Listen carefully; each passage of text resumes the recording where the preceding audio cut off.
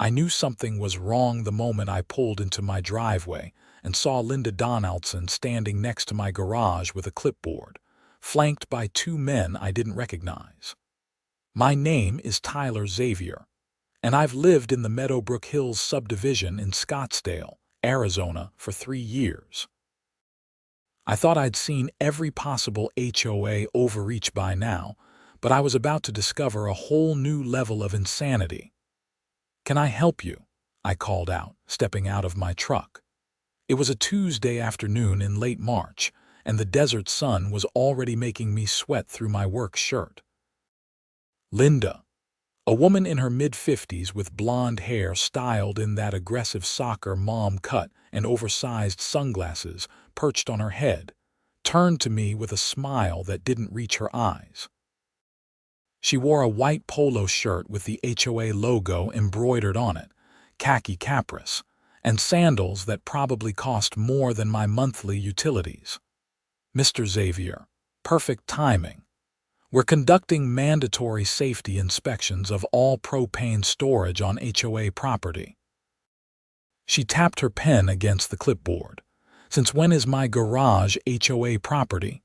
I walked closer, noticing that my garage side door was slightly ajar. "And why is my garage open?" "The HOA covenants clearly state that we have the right to inspect for safety violations. We sent out an email last week." Linda gestured to the two men, who wore matching gray polo shirts with Meadowbrook Safety Inspection Team printed on them. "These are certified inspectors." I pulled out my phone, scrolling through my emails. I never got any email about this. "And even if I did, you can't just enter my property without permission." Actually, according to Article 7, Section 3 of the HOA bylaws, we can conduct inspections with 24 hours notice for safety concerns. Linda's voice took on that condescending tone I'd come to despise over the years. "But we gave you 7 days. "I never got the email," I repeated, feeling my jaw tighten. "And you still haven't explained why my garage is open." One of the men, a shorter guy with a receding hairline and a name tag that read Marcus, stepped forward. "Sir, we discovered during our external inspection that you have multiple propane bottles stored in your garage. That's a serious fire hazard. They're for my grill and camping trips.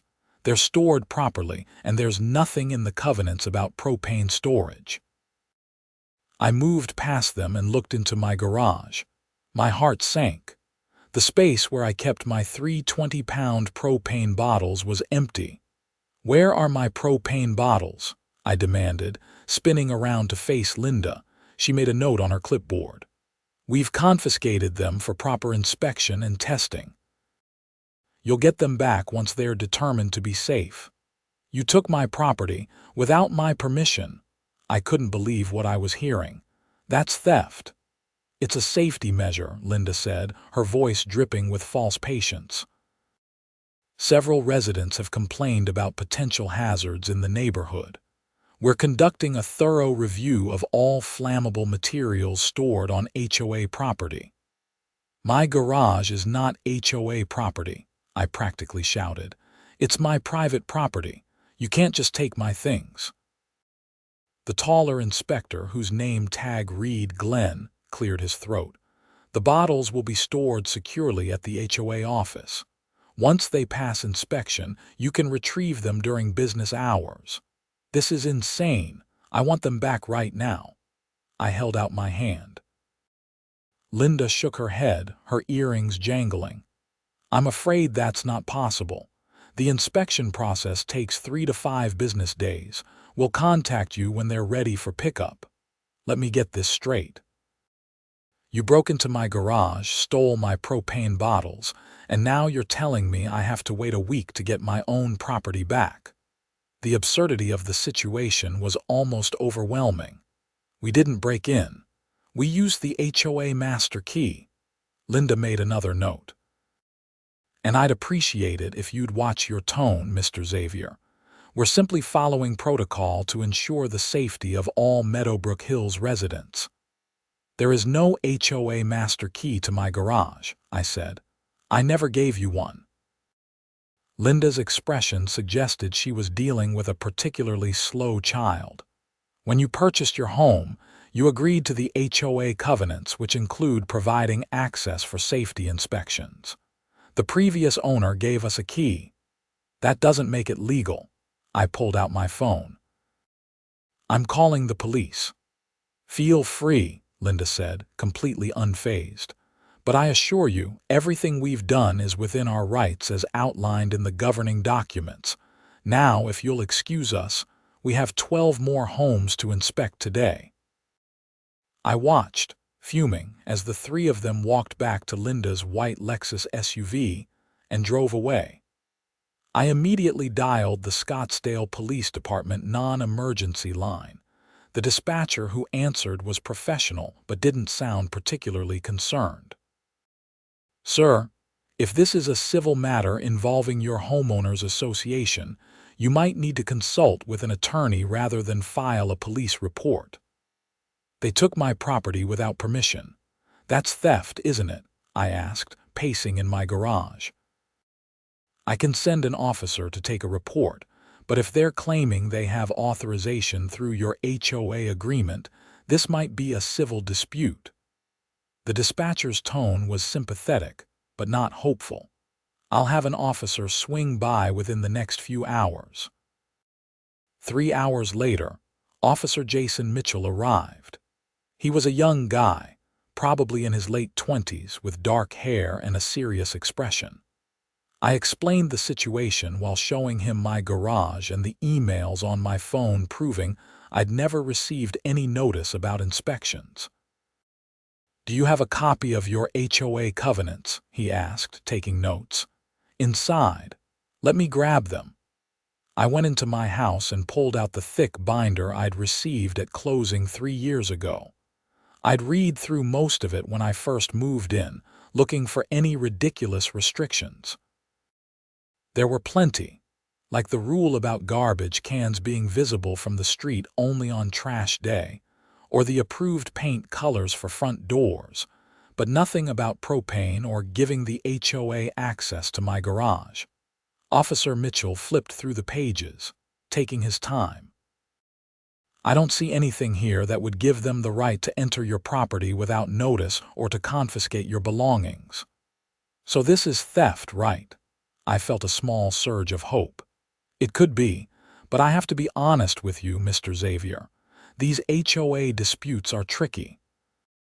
They're going to claim they have some kind of authority, you're going to say they don't, and it often ends up in civil court. He handed the binder back to me. I can take a report for theft, which will at least create a record of what happened. But the DA might not prosecute if they think it's a civil matter. So they can just steal from me and get away with it. The frustration was building in my chest. I didn't say that. File the report, document everything, and honestly, get a lawyer. These HOA situations can get complicated fast. Officer Mitchell gave me his card. In the meantime, I'll go by the HOA office and have a conversation with them about returning your property. After Officer Mitchell left, I went inside and cracked open a beer. My wife Sarah was at her sister's place in Flagstaff for the week, helping with her new baby, so I had no one to vent to except our golden retriever, Boomer, who seemed entirely unsympathetic to my problems. I called my buddy Derek, who worked as a paralegal at a law firm in Phoenix. He listened to my story and let out a low whistle. Man, that's messed up. But Mitchell's right, you need a lawyer.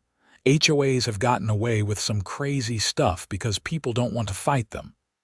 Derek paused. Let me ask around the office tomorrow, see if anyone has experience with HOA disputes. This sounds like it could actually be criminal, not just civil. That night, I couldn't sleep. I kept replaying the scene in my head, thinking of all the things I should have said, all the ways I could have handled it better. But the truth was, I'd been blindsided.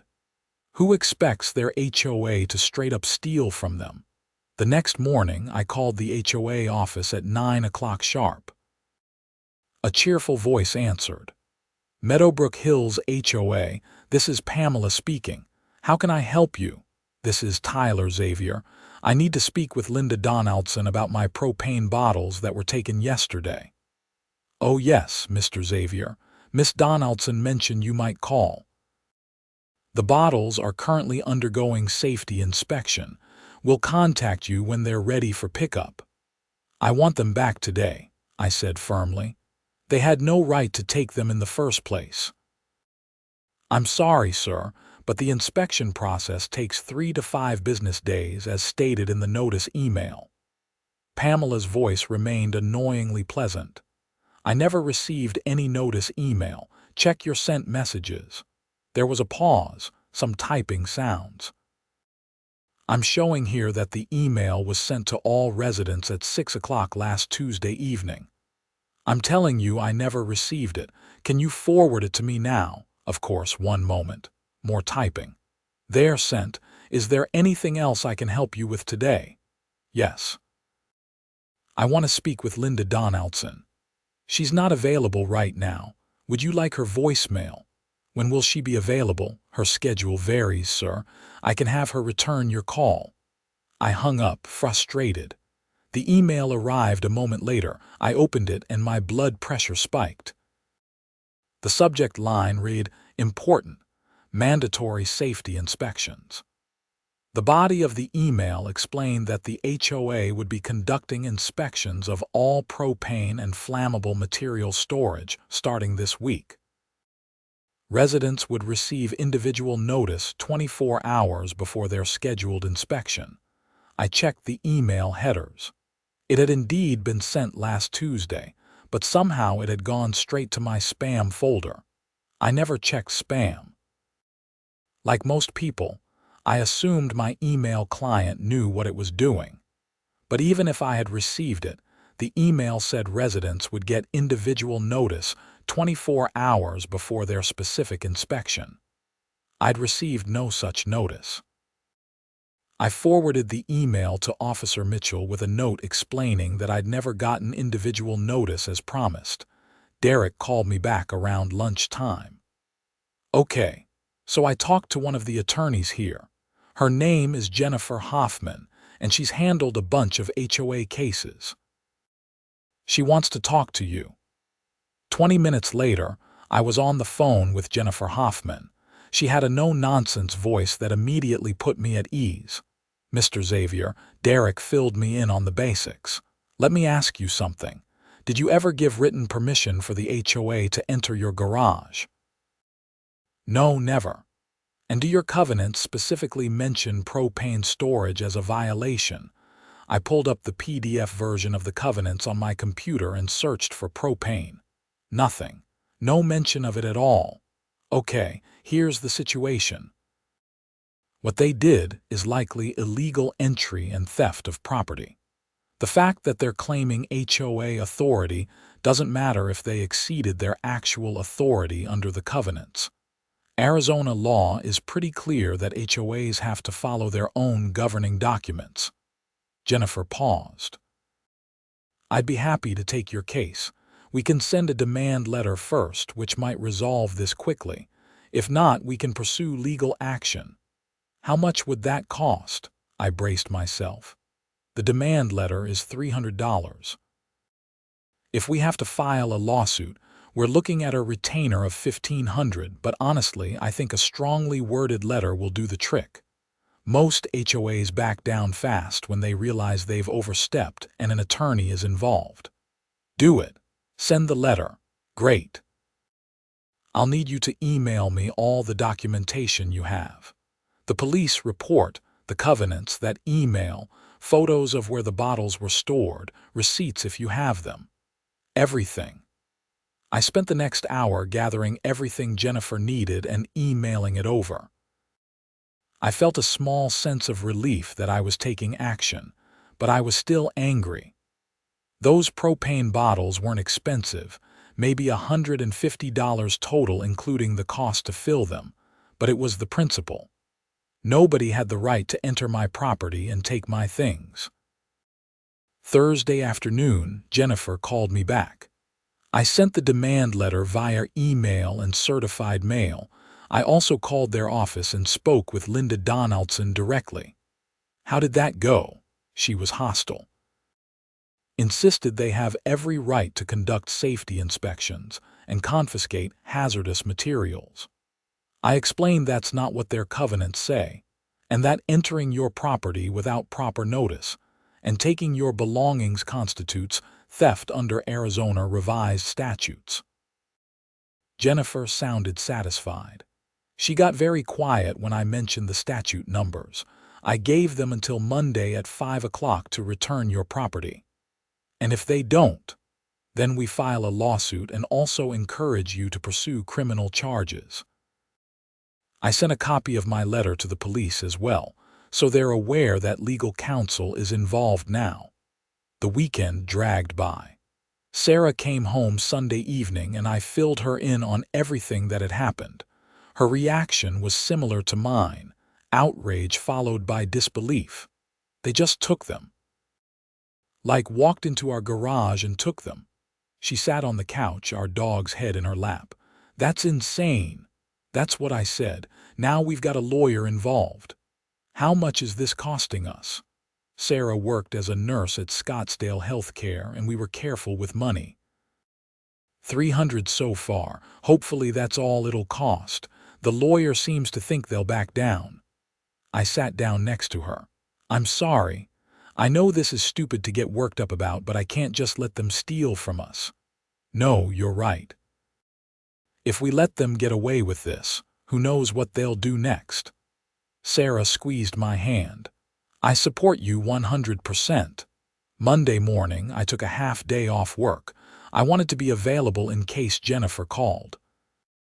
My job as an electrical engineer for a solar company was pretty flexible, but I still felt bad about taking time off for HOA drama. At 4 o'clock, Jennifer called. They haven't responded to my letter. Not by email, not by phone. The certified mail shows as delivered on Saturday. So what do we do? I'm going to the HOA office right now. Want to come with me? I grabbed my keys. I'll meet you there. The Meadowbrook Hills HOA office was located in a small professional building near the entrance to our subdivision. It shared space with a dentist's office and a real estate agent. I arrived to find Jennifer waiting in the parking lot. She was a tall woman in her 40s with shoulder-length brown hair, wearing a black pantsuit and carrying a leather briefcase. Mr. Xavier, she shook my hand. Let's go see what we're dealing with. Inside, Pamela sat at the front desk, her smile faltering when she saw Jennifer's professional demeanor. Can I help you? I'm Jennifer Hoffman, attorney for Tyler Xavier. I need to speak with Linda Donaldson immediately regarding the return of my client's property. She's in a meeting right now. Then I suggest you interrupt it. I gave a deadline of 5 o'clock today. It's 4:15. Jennifer's tone left no room for argument. Pamela picked up her phone, spoke quietly, then hung up. She'll be right out. 2 minutes later, Linda emerged from a back office. She looked less confident than she had in my driveway. Miss Hoffman, I got your letter. We're still reviewing the situation. There's nothing to review. You took my client's property without authorization. I want it returned immediately. Jennifer opened her briefcase and pulled out a document. I have a court filing ready to go. I can have this submitted within the hour, and I will also be encouraging Mr. Xavier to pursue criminal charges. Or you can return his property right now, and we can all move on with our lives. Linda's jaw tightened. The bottles haven't completed their inspection yet. What inspection? Show me the credentials of these so-called inspectors. Show me their license numbers. Show me the legal authority you have to confiscate personal property. Jennifer was absolutely relentless. You have no such authority and you know it. This is about community safety, Linda said, but her voice wavered. No, this is about the HOA overstepping its authority. Arizona law is very clear. You cannot enter private property without proper authorization, and you cannot take personal belongings. You sent a general email that went to my client's spam folder, and you failed to provide the individual 24-hour notice your own email promised. Jennifer stepped closer. Return the propane bottles now or face a lawsuit and criminal charges. Linda looked at Pamela, then back at Jennifer. Fine. Pamela, get Mr. Xavier's bottles from the storage room. Thank you, Jennifer said. And I'll need a written acknowledgement that the property is being returned, and that the HOA will not attempt any further unauthorized entry or confiscation. While Pamela went to retrieve my propane bottles, Linda printed out a quick statement on her office letterhead, confirming the return of the property.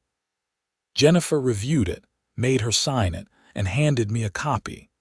Pamela returned with my 3 propane bottles on a dolly. I checked them over. They looked fine, though one had a new dent in the side that hadn't been there before. This one is damaged, I said, pointing to the dent. Linda sighed. It must have happened during transport.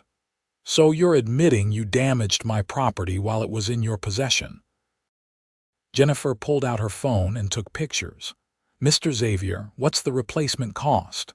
About $60 for the bottle itself, plus $20 to fill it. Jennifer turned to Linda. The HOA will reimburse Mr. Xavier $80 for the damaged property. I want a check today. I don't have authority to write checks, Linda protested. Then get someone who does. We're not leaving without compensation for the damage you caused. Jennifer crossed her arms. 10 minutes later, after a flurry of phone calls, the HOA president, a man named Robert Chen, arrived. He was in his 60s, wearing golf clothes and looking annoyed at being pulled away from whatever he'd been doing. What's going on here? He asked. Jennifer explained the situation concisely. Robert's expression grew darker as she spoke. Linda, you confiscated this man's propane bottles. Robert turned to her. What were you thinking? It was part of the safety initiative we discussed at last month's board meeting, Linda said defensively. We discussed sending notices about proper storage. We never discussed taking anyone's property. Robert rubbed his face. Write the man a check for $80. And Miss Hoffman, please send me your letter. I want to review exactly what happened here. Linda looked like she'd been slapped. She disappeared into the back office and returned with a check, which she handed to me without a word. Mr. Xavier, I apologize for this situation, Robert said. This should never have happened. You have my word that we'll be reviewing our inspection procedures to ensure nothing like this occurs again. Thank you, I said, pocketing the check. As Jennifer and I loaded my propane bottles into my truck, she handed me her card. If they give you any more trouble, call me immediately. And you might want to consider getting your locks changed. If they really do have a key to your garage, you don't want them having that access. Good idea. Thanks for your help. Send me your invoice. Already emailed to you. And for what it's worth, this was one of the more satisfying cases I've worked on. Nothing better than putting an overreaching HOA in its place. Jennifer smiled and got into her car. I drove home feeling vindicated but still annoyed. The whole situation had been ridiculous from start to finish. I unloaded my propane bottles, put them back in their spot in the garage, and immediately ordered new locks online for next-day delivery. That evening, Sarah and I were sitting down to dinner when someone knocked on our door. I looked through the peephole to see a woman I recognized from neighborhood events. Her name was Patricia, and she lived 3 houses down. "Tyler, do you have a minute?" she asked when I opened the door. "Sure, what's up?" I heard what happened with your propane bottles. Patricia lowered her voice. "The same thing happened to me last week. Linda came by with those inspectors and took my camping lanterns and fuel. She said they were fire hazards. Are you serious? Sarah appeared behind me. They took your stuff too? Yes. And when I called to get them back, they said I had to pay a $50 inspection fee. I was so embarrassed and frustrated that I just paid it to get my things back. Patricia looked upset. But after I heard about you getting a lawyer involved, I realized I probably didn't have to pay anything. You definitely didn't, I said. They had no right to take your property either. Do you still have the receipt for the fee you paid? Yes. You might want to call my attorney. I grabbed Jennifer's card and gave Patricia the information. She just got my stuff back today. After Patricia left, Sarah looked at me with concern. How many other people did they do this to? I don't know, but I'm going to find out. I posted in our neighborhood Facebook group that evening, carefully wording my message to avoid sounding like I was just complaining. I explained what had happened, that I'd had to get an attorney involved, and that if anyone else had experienced similar issues, they should reach out to me. The responses started coming within minutes. Over the next 2 hours, I heard from 8 different neighbors. Linda and her inspection team had hit multiple houses over the past 3 weeks. They'd taken propane bottles, gasoline cans for lawn mowers, camping equipment, and in one case, someone's collection of decorative tiki torches. Some people had been charged inspection fees ranging from $25 to $100 to get their items back. Others, like me, had simply been told to wait for the inspection process to complete. This is insane, Sarah said, reading over my shoulder as the messages kept coming. They're running a scam. That's exactly what it was. The more I thought about it, the angrier I got. Linda wasn't conducting safety inspections. She was confiscating property and then charging people to get it back. The ones who paid, like Patricia, probably just wanted to avoid the hassle. The ones who pushed back, like me, would eventually get their stuff back, but only after being worn down by the process. I forwarded all the messages to Jennifer and called her cell phone. She answered on the 3rd ring. Mr. Xavier, what can I do for you? I just found out Linda did the same thing to at least 8 other families in our neighborhood. Some of them were charged fees to get their property back. I filled her in on what I'd learned. Jennifer was quiet for a moment. That changes things. If she's systematically taking property and charging fees for return, that's not just overreach. That could be fraud or extortion. You have contact information for these other homeowners. I can get it. They all reached out to me through Facebook. Have them contact me. And you need to go back to the police. This isn't a civil matter anymore. This is potentially criminal. I spent the rest of the evening messaging with my neighbors, collecting their stories and contact information. By the time I went to bed, I had detailed accounts from 12 different families. The amounts Linda had collected in inspection fees totaled almost $900.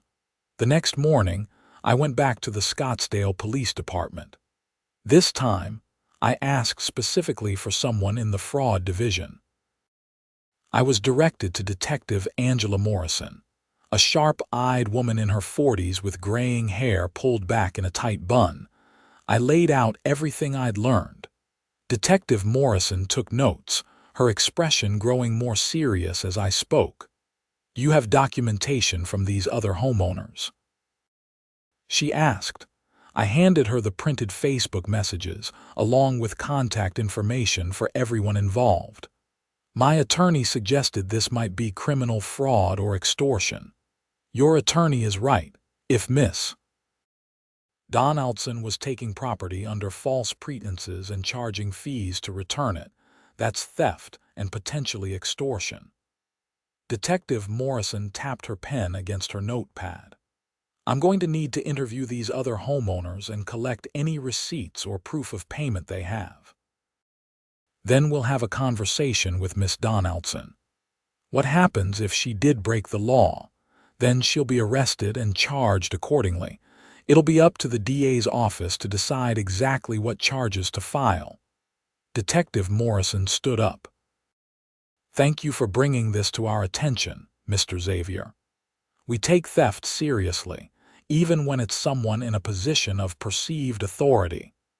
Over the next few days, Detective Morrison and her partner reached out to all my neighbors. Jennifer Hoffman also contacted them, offering to help them recover any fees they'd paid. The neighborhood was buzzing with the story. Everyone had an opinion about Linda and the HOA. On Friday afternoon, I got a call from Detective Morrison. Mr. Xavier, I wanted to let you know we arrested Linda Donaldson this morning. She's been charged with 12 counts of theft and 6 counts of extortion. Really? That was fast. We had solid evidence. Multiple victims, documented proof of payment under duress, and she essentially admitted to everything during questioning. She claimed she was just enforcing HOA rules, but when we showed her that nothing in the covenants authorized her actions, she couldn't provide any legal justification. Detective Morrison sounded satisfied. The 2 men she had with her, the so-called inspectors, were also questioned. Turns out they're not certified inspectors at all. One is her brother-in-law, the other is a guy from her gym. They were helping her for cash. Unbelievable. Unfortunately, we see this kind of thing more often than you'd think. People get a little bit of authority and think they are above the law. Detective Morrison paused. You might be contacted by the DA's office. They may want you to testify if this goes to trial. Happy to do it. That evening, the neighborhood Facebook group exploded. News of Linda's arrest spread fast. Robert Chen, the HOA president, posted an official statement apologizing for Linda's actions and announcing that she'd been removed from her position as HOA manager. The board was conducting a full review of all HOA procedures and would be implementing new oversight measures. Several neighbors thanked me publicly for standing up to Linda and exposing what she'd been doing. A few people admitted they'd had items taken but had been too embarrassed or intimidated to complain. One woman said Linda had threatened to fine her if she didn't comply with the inspection. Sarah and I sat on our back patio that evening, watching the sunset over the desert landscape. Boomer lay at our feet, content after his dinner. You did a good thing, Sarah said, reaching for my hand. A lot of people would have just let it go. I couldn't, it wasn't right. I squeezed her hand. Besides, it was just propane bottles. Imagine what else she might have done if nobody stopped her. Still, you could have paid some fee and moved on. Instead, you fought back and helped a lot of people. Sarah smiled. I'm proud of you. A week later, I received a call from an assistant district attorney named Michael Torres. He explained that Linda Donaldson had been offered a plea deal. In exchange for pleading guilty to 6 counts of theft and paying restitution to all the victims, the extortion charges would be dropped, and she'd receive probation instead of jail time. How do you feel about that? Michael asked me. Honestly, I just want to make sure she can't do this to anyone else. If the plea deal accomplishes that, I'm okay with it. She'll be banned from serving in any HOA leadership position as part of her probation. And she has to pay back every penny she collected, plus additional restitution for the time and expense you and the other victims incurred dealing with this situation. Michael sounded confident. She's also lost her job. The HOA board fired her immediately after her arrest. Good. That's good enough for me. The plea deal went through 2 weeks later. Linda Donaldson pleaded guilty in Maricopa County Superior Court to 6 counts of theft. She was sentenced to 2 years of supervised probation and ordered to pay a total of $3,800 in restitution to the affected homeowners. She was also required to complete 100 hours of community service and attend counseling for what the judge termed authority abuse issues. I received a check from the court for $420, covering the $80 for my damaged propane bottle, the $300 I'd paid Jennifer for her demand letter, and $40 for what the court calculated as my time dealing with the situation. But the best part came 3 weeks after Linda's sentencing. The HOA board called a special meeting to discuss governance reforms. Sarah and I attended, along with most of our neighborhood. The meeting was held at a nearby community center because the usual HOA office was too small for the crowd. Robert Chen stood at the front of the room, looking uncomfortable. I want to start by apologizing again for everything that happened. The board failed in our oversight duties. We gave Linda too much authority and didn't properly review her actions. That's an understatement, someone called out from the back. Robert nodded. You're right. It was a significant failure. That's why we're implementing several changes. First, we're hiring a professional management company to handle day-to-day HOA operations. They'll have proper training and insurance. Second, we're amending our covenants to clearly state what authority the HOA does and does not have regarding property access and inspections.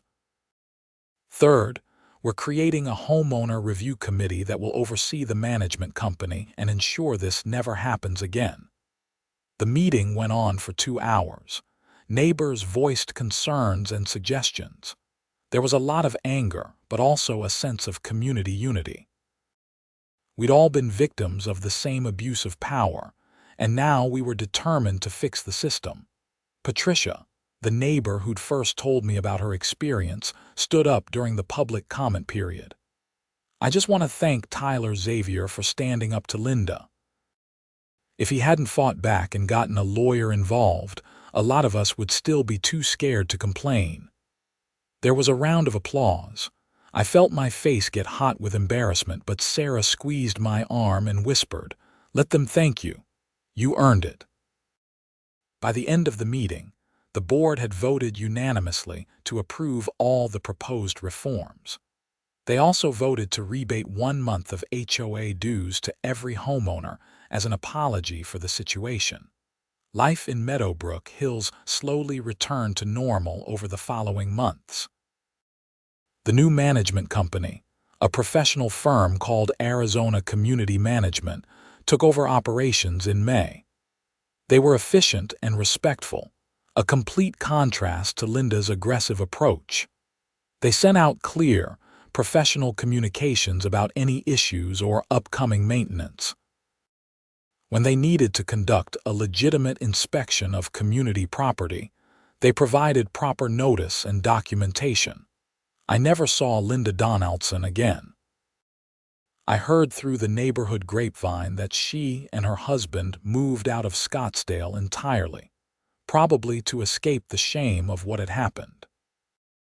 Her brother-in-law and the gym buddy who'd helped her were never charged with any crimes, but they'd apparently been interviewed extensively by the police and chose to cooperate against Linda in exchange for immunity.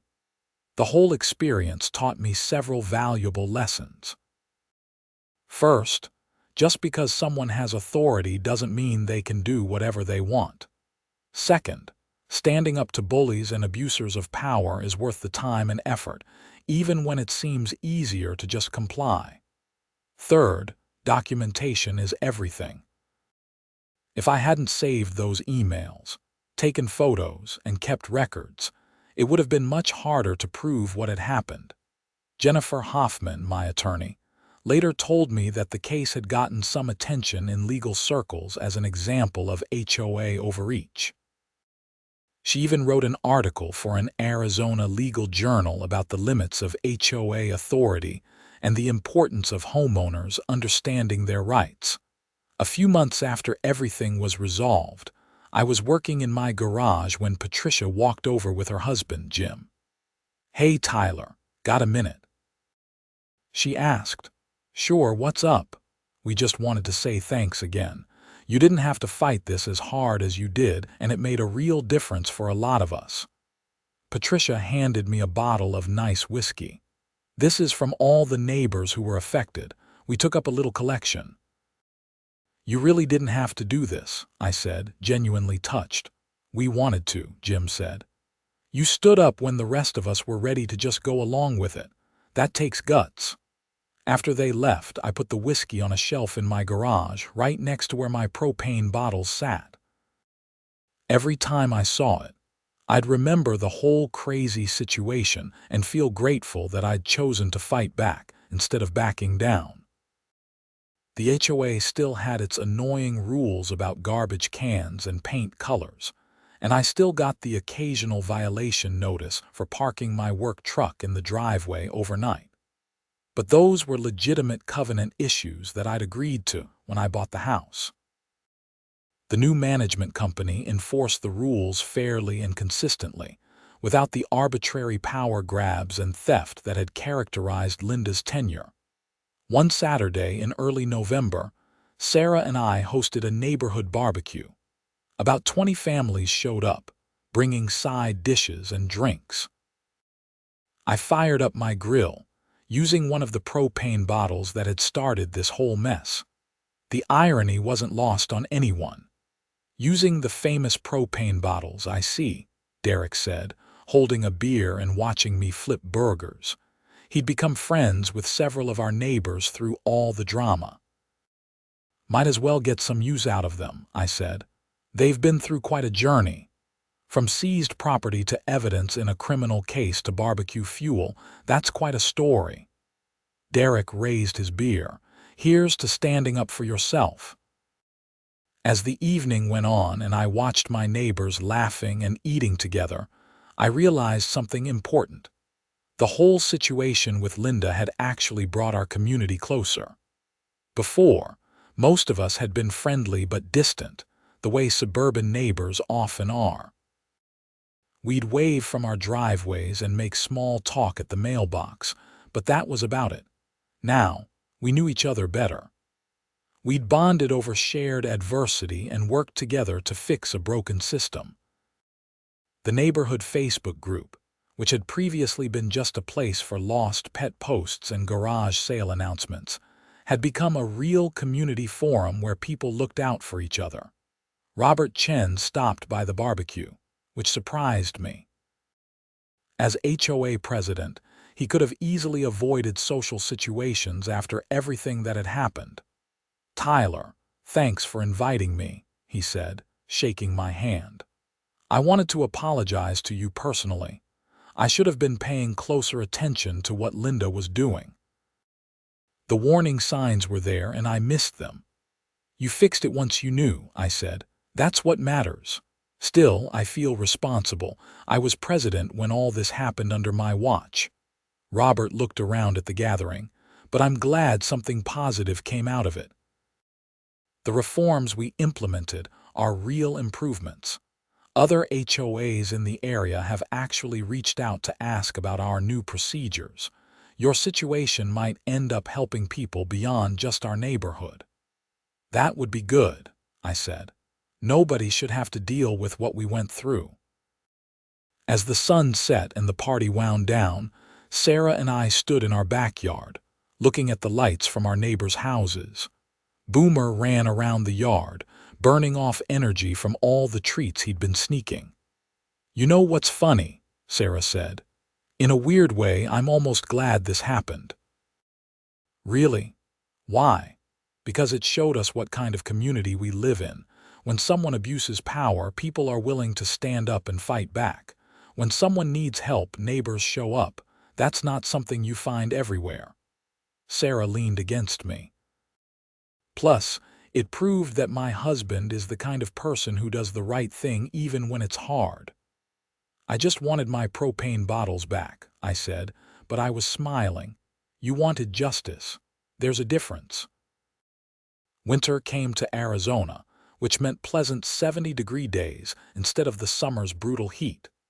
I continued my routine of work and home life, now with the added bonus of actually knowing and liking most of my neighbors. The new management company ran the HOA smoothly and professionally. My only interaction with them was receiving monthly newsletters, and paying my quarterly dues.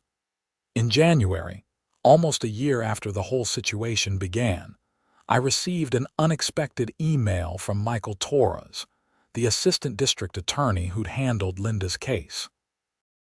Mr. Xavier, the email read, I wanted to inform you that Linda Donaldson successfully completed her probation. All restitution was paid, her community service was completed, and she met all the requirements of her sentence. As part of her probation terms, she was required to write letters of apology to all her victims. Yours is attached. You are under no obligation to respond, but the court required her to attempt to make amends. I opened the attachment with curiosity. The letter was brief and formal. Dear Mr. Xavier, I am writing to apologize for my actions regarding the confiscation of your propane bottles and the subsequent events. I allowed my position as HOA manager to go to my head, and I acted beyond my authority. I took your property without proper justification and caused you significant stress and expense. I am truly sorry for my actions and the impact they had on you and your family. I have learned from this experience and am working to become a better person. Sincerely, Linda Donaldson. I read it twice. It seemed genuine enough, though who could say if she really meant it or was just checking a box to satisfy her probation requirements. I showed it to Sarah. What do you think? I asked.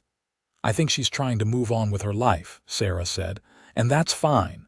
We've moved on too. I didn't respond to the letter. There didn't seem to be any point. Linda had faced consequences for her actions, paid her debt to society, and hopefully learned something. That was enough for me. Spring arrived, bringing wildflowers to the desert and warm evenings perfect for sitting outside. Patricia and Jim invited us over for dinner one Saturday. They'd also invited several other couples from the neighborhood, turning it into an impromptu party. Remember when we all barely knew each other, Patricia said, refilling wine glasses. Tyler's propane bottle adventure changed all that. I prefer to call it the Great Propane Heist, Derek suggested. His girlfriend, a teacher named Michelle, laughed. Whatever you call it, I'm just glad it's over, I said.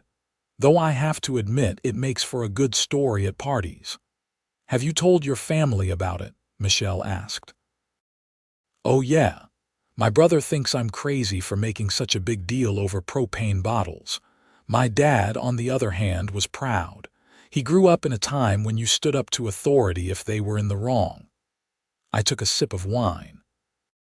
My mom wanted to know why the HOA needed propane bottles in the first place. She was very confused. The conversation flowed easily, moving from topic to topic. Someone brought up a recent news story about another HOA in Phoenix that had fined a homeowner for painting their house the wrong shade of beige. It sparked a whole discussion about HOA power and how our neighborhood's reforms could serve as a model. Seriously though, Jim said, what Tyler did was brave. Most people would have either paid whatever fee Linda demanded or just waited out her inspection nonsense. Actually fighting back and getting lawyers and police involved takes guts. It took stubbornness more than guts, I admitted. I was just so mad that she thought she could steal from me and get away with it. Well, your stubbornness helped all of us, Patricia said. So thank you for being stubborn. As Sarah and I walked home that night, holding hands under the stars, I thought about everything that had happened over the past year. What had started as a violation of my property rights had turned into a criminal case, exposed systemic problems in our HOA, led to meaningful reforms, and somehow brought an entire neighborhood closer together. You know what I learned from all this? I said to Sarah. What's that?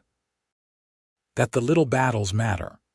Everyone says don't sweat the small stuff, but sometimes the small stuff is important. Those propane bottles weren't worth much money, but the principle behind taking them was huge. If I'd let it go, Linda would have kept doing it to other people. She would have gotten worse. That's very philosophical for a Saturday night walk home, Sarah teased, but she squeezed my hand. But you're right. Sometimes you have to fight the small battles to prevent bigger problems. We reached our house and went inside, where Boomer greeted us with his usual enthusiasm. I looked around at our home, our safe and comfortable space that we'd worked hard to afford. The garage still had my propane bottles. The backyard still had my grill. Everything was as it should be. The next morning, I was washing my truck in the driveway when a car I didn't recognize pulled up. A young couple got out, looking at houses in the neighborhood. They stopped when they saw me. "Excuse me," the woman said. "We're thinking about buying in this neighborhood. Do you like living here?" I paused, considering my answer. A year ago, I would have had mixed feelings. Now, after everything that had happened and changed, I could answer honestly. "Yeah, I do. We've got a great community here. The HOA is well run, the neighbors are friendly, and people look out for each other." I smiled. There was some drama about a year ago with the old management, but it got resolved. Actually made the neighborhood better in the long run. "That's good to hear," the man said. "We've heard horror stories about HOAs. It's nice to know this one is decent." After they drove away, I finished washing my truck and went inside. Sarah was making lunch, and I told her about the conversation.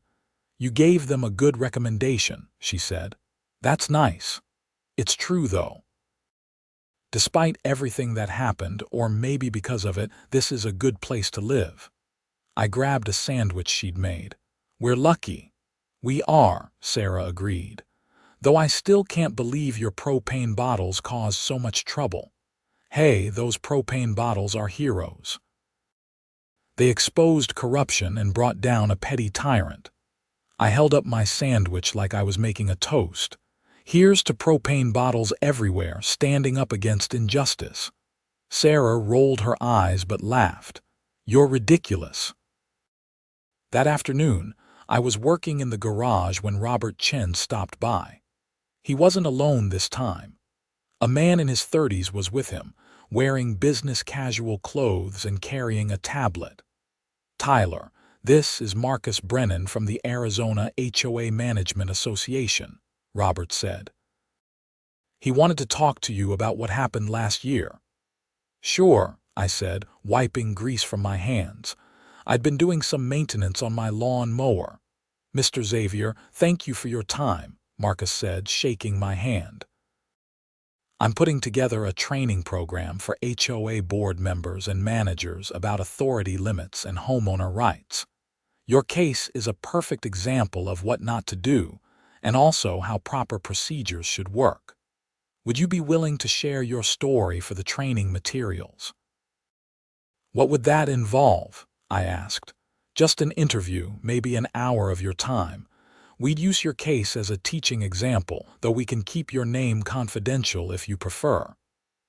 Marcus pulled up something on his tablet. "The goal is to prevent other HOAs from making the same mistakes your previous manager made, and to help homeowners understand their rights," Robert added. "If people know they can push back against improper authority, maybe we'll see fewer situations like yours." I thought about it for a moment. Sharing my story more widely could help prevent other people from going through what I'd experienced. That seemed worth an hour of my time. "Sure, I'll do it. And you can use my name. I'm not ashamed of what happened. Linda should be, but I'm not." We set up a time for the following week. Marcus thanked me profusely and promised to send me a copy of the finished training materials. After they left, I went back to my lawn mower maintenance, but I felt good about the decision. Maybe some good could come from all the frustration and anger I'd experienced. The interview the following week went well. Marcus asked detailed questions about the timeline of events, how I'd felt at various stages, what had motivated me to keep fighting instead of giving up, and what advice I'd give other homeowners in similar situations. The main thing is documentation, I told him. Save every email, take photos, keep receipts. If I hadn't documented everything, it would have been much harder to prove what happened. And don't be afraid to get legal help, I continued. I was worried about the cost, but having an attorney send one letter solved the immediate problem. Sometimes you need someone who speaks the legal language. Marcus nodded, typing notes. What about the decision to pursue criminal charges? A lot of people might have stopped after getting their property back. That wasn't just about me, though. Once I found out she'd done the same thing to other neighbors, it became clear this was a pattern. That's not just a civil matter, that's criminal behavior. I leaned back in my chair. If I'd been the only victim, maybe I would have let it go after getting my stuff back. But she was systematically taking advantage of people. That had to be stopped. The training program launched 3 months later. Marcus sent me a copy and I watched it with Sarah. It was surreal seeing my story told in a professional training video, complete with legal analysis and expert commentary about where Linda had gone wrong and how the situation should have been handled. "You're famous," Sarah joked as we watched my interview segments. "Infamous, maybe," I said. "The guy who started a war over propane bottles." But the truth was, I was proud of what had happened. Not the initial theft, obviously, but everything that came after. The stand I'd taken, the reforms that resulted, the community that formed, and now the training that might help other people avoid similar situations. Time moved on, as it always does. The incident with Linda Donaldson became part of neighborhood lore, the story new residents heard when they asked about the HOA. "Oh, we're very careful about oversight now," someone would say, and then they'd tell the story of the propane bottles. I got a promotion at work, which came with a nice raise. Sarah and I talked about maybe moving to a bigger house, but decided we liked our neighborhood too much. The community we'd built here was worth more than extra square footage. Derek and Michelle got engaged, and they asked if they could have their wedding reception in our neighborhood's community area. The HOA board, now much more reasonable and community-focused, agreed immediately. Life was good. The whole experience with Linda had been terrible while it was happening, but looking back, I could see how it had changed things for the better. Our neighborhood was stronger, the HOA was more accountable, and I'd learned that standing up for yourself could make a real difference. On a warm evening in late May, almost exactly a year and a half after the original incident, Sarah and I sat on our back patio with cold drinks, watching the sunset paint the desert sky in shades of orange and purple.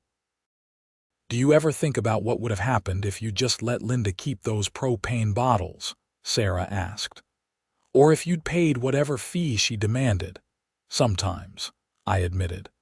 "I probably would have saved myself some stress and time, but Linda would have kept going. She would have taken more things from more people, gotten bolder, maybe graduated to even worse behavior. Someone had to stop her." "I'm glad it was you," Sarah said. "Even though it was stressful, you did the right thing." "We did the right thing," I corrected. "You supported me the whole time, even when it seemed crazy to fight so hard over propane bottles." "They were good propane bottles," Sarah said with mock seriousness. "Worth fighting for." We both laughed, and I pulled her close as the sun dipped below the horizon. Boomer came outside to join us, settling at our feet with a contented sigh. Inside the garage, my propane bottles sat safely in their spot, ready for the next barbecue or camping trip. They were just ordinary propane bottles, worth maybe $50 each. But they'd become symbols of something larger, standing up against abuse of power, refusing to be bullied, and fighting for what was right even when it would have been easier to back down. And in the end, that fight had been worth it.